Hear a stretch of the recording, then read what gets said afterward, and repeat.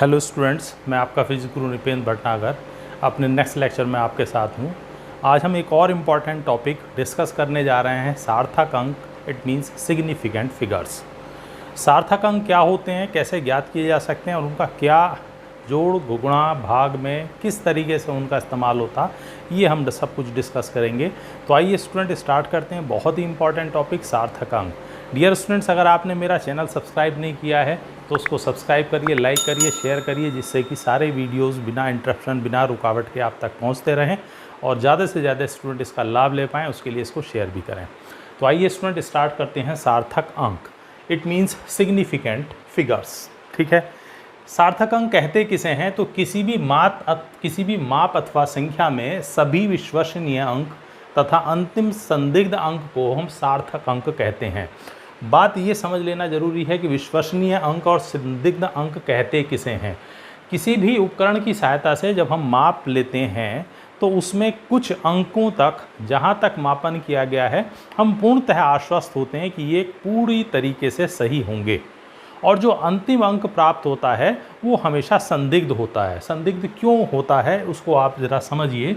For example, मान लीजिए एक लाइन, एक रेखा दी गई है आपको और आपसे कहा जाता है कि पैमाने से दिए गए स्केल की सहायता से इसकी लंबाई ज्ञात करिए।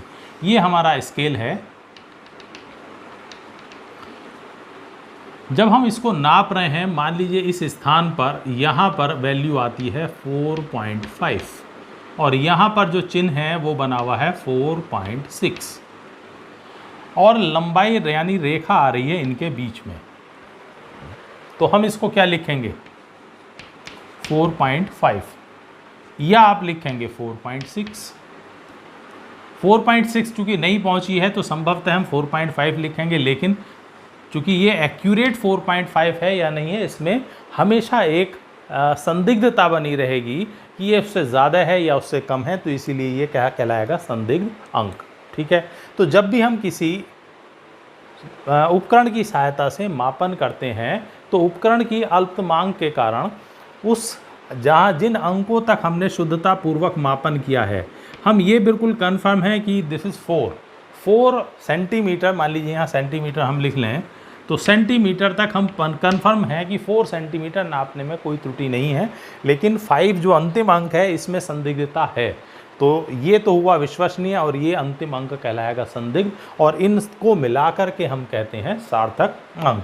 तो किसी भी संख्या अथवा माप में सभी विश्वसनीय अंक और अंतिम संदिग्ध अंक को मिलाकर के कहा जाता है सार्थक अंक। फॉर एग्जाम्पल, हमने मापन किया 12.55 kg किलोग्राम। किसी वस्तु का द्रव्यमान 12.55 किलोग्राम हमने मापन किया है, तो यहाँ तक कंफर्म होगा कि 12.5 से बिल्कुल एक्यूरेसी होगी कि 12.5 तो इसमें है ही है। केवल अंतिम अंक में संदिग्धता है कि वो 0.5 एक्यूरेट है या नहीं है, उससे कम है या ज़्यादा है, उसमें संदिग्धता बनी हुई होगी। तो ये कहलाएंगे विश्वसनीय अंक और ये कहलाएगा संदिग्ध अंक, डाउटफुल डिजिट, और इन सब को मिला करके कहेंगे हम सार्थक अंक। इट मीन्स 1, 2, 3, 4 सार्थक अंक होंगे। तो इस प्रकार से किसी भी माप और संख्या में विश्वसनीय अंक और अंतिम संदिग्ध अंक को मिलाकर के कहते हैं हम सार्थक अंक। ठीक है,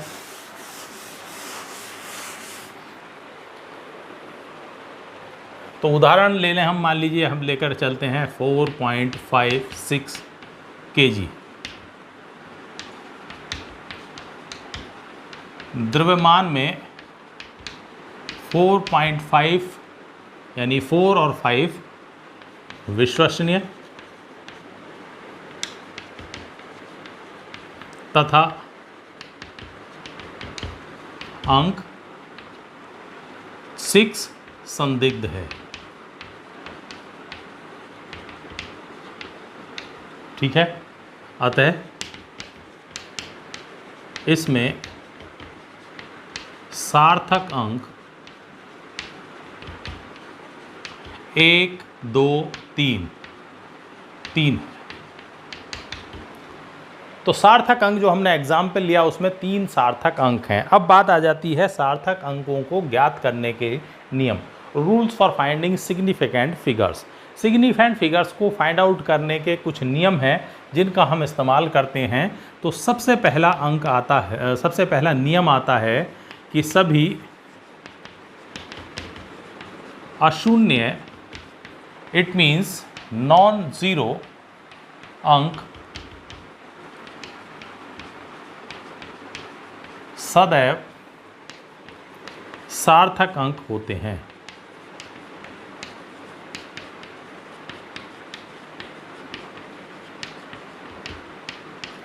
ठीक है, नॉन जीरो डिजिट का मतलब है ये सार्थक, जो नॉन जीरो या अशून्य अंक कहलाएंगे 1, 2, 3 एंड सो ऑन टू 9। 1 से लेकर के 9 तक के जो अंक हैं ये कहलाते हैं अशून्य अंक। ये अगर कहीं भी मौजूद हैं तो वो क्या कहलाएंगे, सभी के सभी सार्थक अंक। अगर एग्जाम्पल आप लें, मान लीजिए गिवन है आपको 1, 2, 3, 4, 6 kg, ये माप आपको गिवन की गई है। इसमें अगर आप सार्थक अंक देखें तो 1, 2, 3, 4, 5, तो यहाँ 5 सार्थक अंक हैं। ठीक है, वो माप भी हो सकती है, कोई संख्या भी दी गई हो सकती है। दूसरा एक महत्वपूर्ण नियम है कि किन्हीं दो अशून्य अंकों के बीच सभी शून्य सार्थक अंक होते हैं।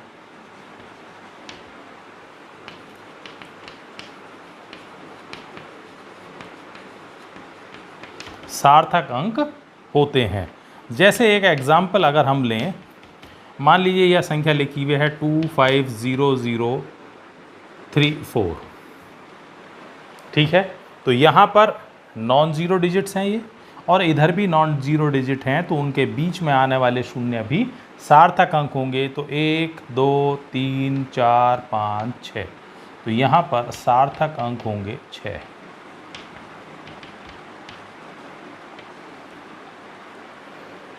ठीक है,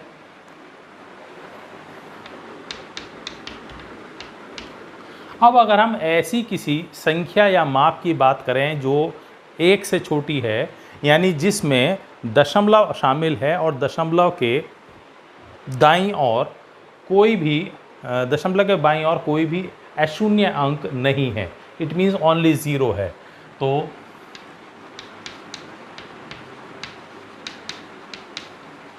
यदि दशमलव के बाईं ओर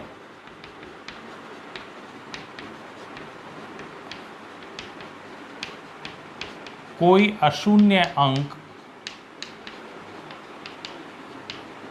नहीं है, और यह कब संभव है, जब वो संख्या 1 से छोटी हो। तो यदि दशमलव के बाईं ओर कोई अशून्य अंक नहीं है, तब दशमलव के दाईं ओर प्रथम अशून्य अंक से पूर्व के शून्य सार्थक अंक नहीं होते हैं।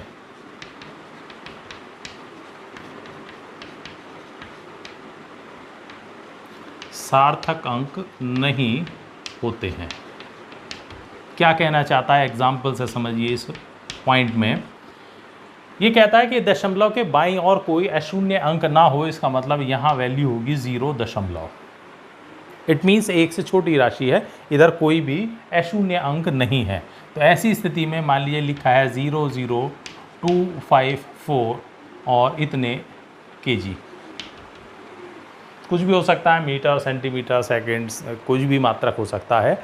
तो यहाँ पर हमने लिया है दशमलव से पहले कोई भी अशून्य अंक नहीं है। तो अब आ जाते हैं हम दाईं ओर की बात।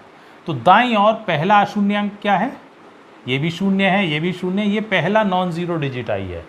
तो इसके दाईं ओर के, यानी ये भी सार्थक अंक नहीं होगा, ये भी सार्थक अंक नहीं होगा। सार्थक अंक होंगे 1, 2, 3, 1, 2 एंड 3। तो यहाँ सार्थक अंक होंगे 3। ठीक है।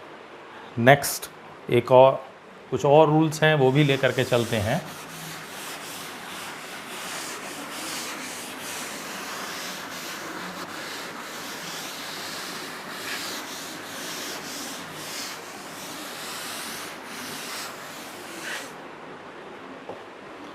नेक्स्ट लेकर के चलते हैं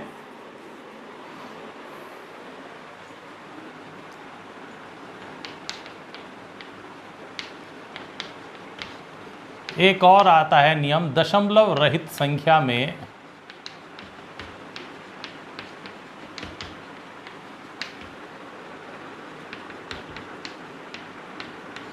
अंतिम अशून्य अंक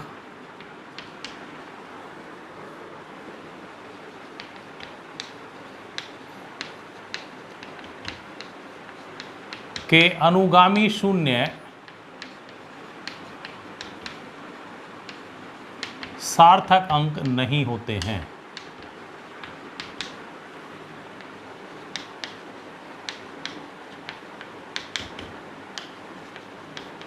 ऐसी संख्याओं की बात हम कर रहे हैं जिसमें कोई भी दशमलव नहीं है। तो ऐसी अगर कोई संख्या ले, मान लीजिए आपका लिखा है 52500, ठीक है। तो यहाँ पर ये अंतिम, ये पहला शून्य अंक, दूसरी नॉन जीरो डिजिट, तीसरी, तो ये अंतिम अशून्य अंक है और इसके बाद के ये जीरो कहलाते हैं अनुगामी शून्य है।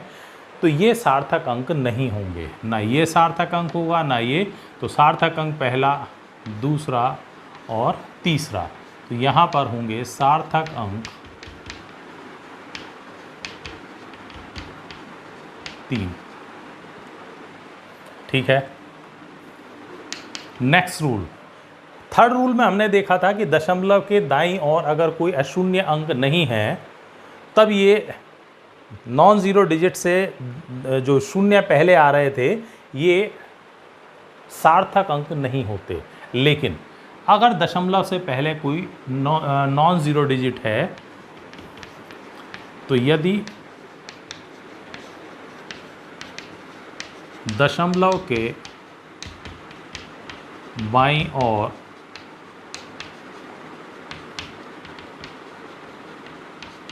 कोई अशून्य अंक हो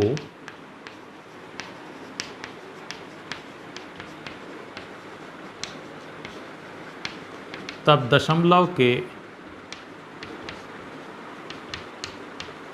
दाईं ओर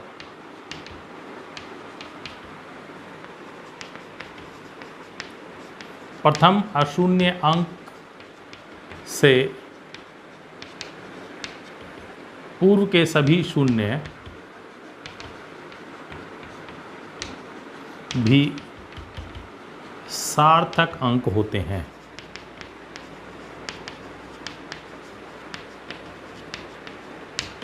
क्या कहने चाहता है इस पॉइंट में समझिएगा। मान लीजिए हमारे पास है 1.00432 और इतने मीटर, किलोमीटर, कोई भी आप मात्रक लिख सकते हैं या कोई संख्या ही हो सकती है। तो वहाँ इस थर्ड रूल में यहाँ शून्य था, इसीलिए ये नॉन ज़ीरो डिजिट से पहले के शून्य सार्थक काउंट नहीं हो रहे थे। लेकिन चूंकि यहाँ पर एक नॉन ज़ीरो डिजिट अशून्य अंक पहले मौजूद है तो ये शून्य भी सार्थक अंक होंगे। इसे सबसे पहले नियम की सहायता से भी समझने का प्रयास करें तो दो अशून्य अंकों के बीच के सारे शून्य कैसे हैं, सार्थक। तो वो उस नियमानुसार भी, और दशमलव से पहले यानी बाईं ओर अशून्य अंक मौजूद है तो इसीलिए ये सार्थक अंक होंगे। तो सार्थक अंक पहला, दूसरा, तीसरा, चौथा, पांचवा और छठा। तो यहाँ सार्थक अंक हैं 6।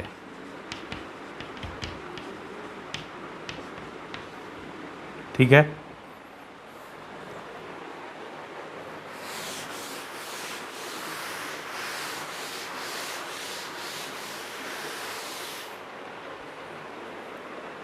नेक्स्ट इसका नियम देखें।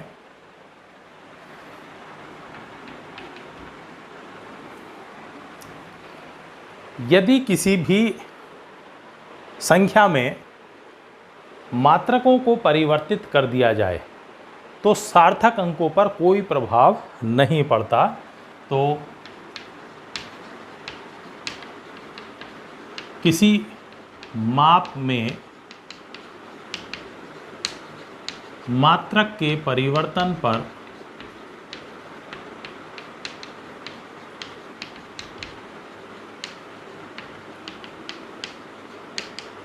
सार्थक अंकों में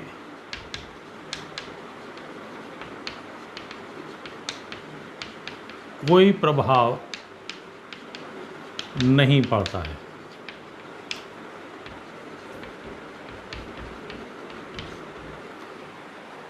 मान लीजिए कोई लंबाई दी गई है, आपको L बराबर दिया गया है 25 सेंटीमीटर, L बराबर 25 सेंटीमीटर। तो सार्थक अंक कितने हैं? 2। इसी को हम लिख सकते हैं 0.25 मीटर। तो ये सार्थक अंक नहीं है, क्योंकि दशमलव से पहले जितने भी शून्य हैं और कोई अशून्य अंक नहीं है तो वो सार्थक अंक नहीं होते। तो 1 2, तो सार्थक अंक यहाँ भी कितने हैं? 2। अगर इसको किसी और मात्रक में लिख दिया जाए, किलोमीटर में या किसी और तरीके से, तो भी सार्थक अंकों में कोई परिवर्तन नहीं आता है।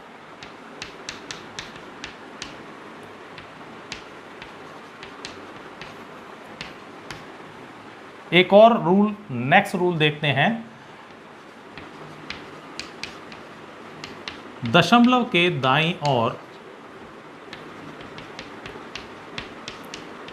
अंतिम अशून्य अंक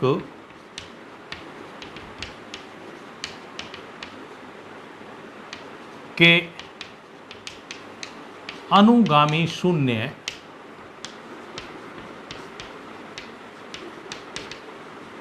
सार्थक अंक होते हैं।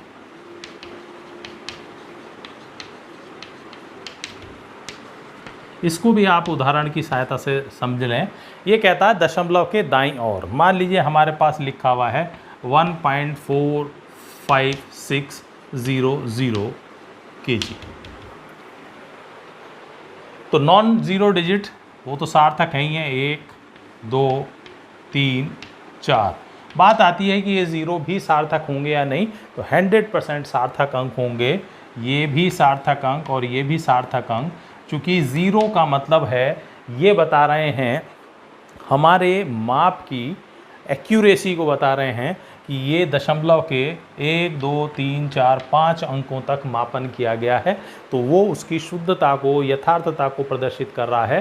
तो इसीलिए ये सार्थक अंकों में काउंट होते हैं। ठीक है, तो इसका मतलब है किसी भी माप को लिखते समय दशमलव के बाद कितने डिजिट दिए जाएं, ये आपकी चॉइस पर निर्भर नहीं है, ये मापन पर निर्भर करता है कि उसको कितने अंकों तक मापन किया गया है और वो सार्थक अंकों में काउंट होता है।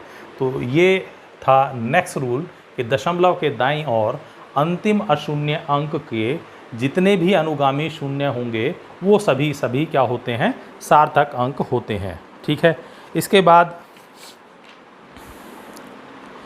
अगर हम किसी भी संख्या में या किसी माप को 10 की घातों में प्रदर्शित कर दें, व्यक्त कर दें, तो भी उसके सार्थक अंकों में कोई परिवर्तन नहीं होता। जैसे यही था 25 सेंटीमीटर। अगर इसे मीटर में लिखें तो लिख सकते हैं 25 गुणा 10 की घात -2 मीटर। ठीक है, तो 10 की घातों का माइनस या प्लस की गुणा या भाग से सार्थक अंकों पर कोई परिवर्तन नहीं पड़ता है। तो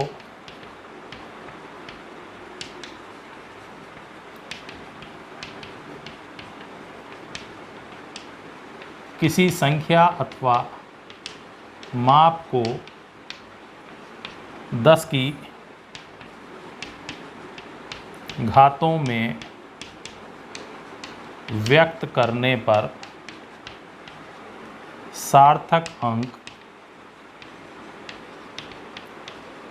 अपरिवर्तित रहते हैं।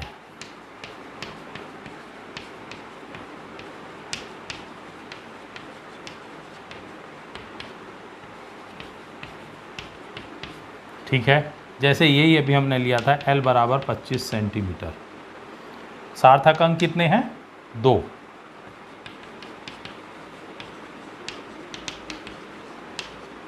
इसी को हम लिख सकते हैं 25 गुणा 10 की घात -2 मीटर। तो सार्थक अंक कितने होंगे? 2।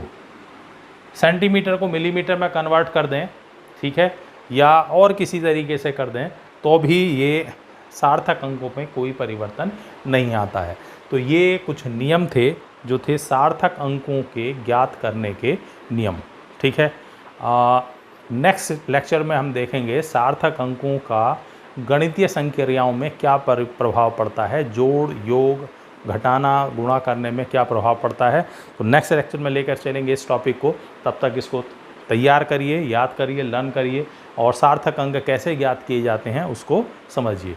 कोई भी प्रॉब्लम है आप अपने कमेंट सेक्शन में जा कर के शेयर कर सकते हैं। जल्दी मिलेंगे नेक्स्ट लेक्चर के साथ, तब तक के लिए बाय।